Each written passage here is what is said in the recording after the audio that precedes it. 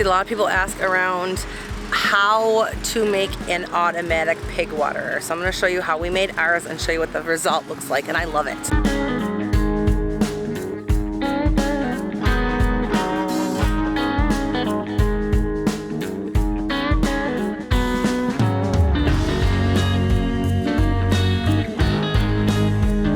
So I went on Facebook Marketplace and I found these 55-gallon drums. They were, I think, maybe $10 a piece, $10 a piece. They were pretty cheap. Don't mind my mess, it's kind of sitting here because this is an extra one. But one of the things that we noticed was that the tops don't remove, so we had to figure something else out for it. Mom, don't get your hand wet. Okay, don't get my hand wet. Can you get that a little wet? So this is where I've got it set up here.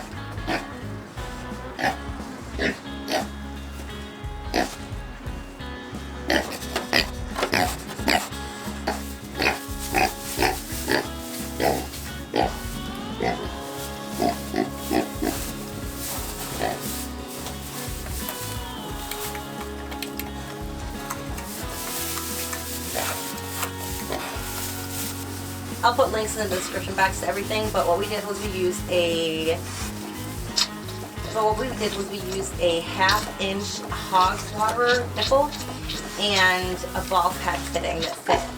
Then you're just going to use a hole saw. Make sure that you measure the size for the hole saw, but you'll use a hole saw to fit the bulkhead fitting and then screw the waterer into it.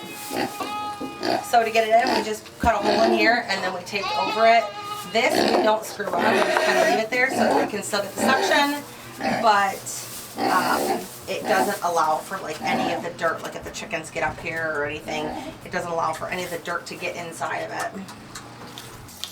And then it makes it super easy because when I want to fill it up, all I gotta do is put the hose in there. Oh, can I do that?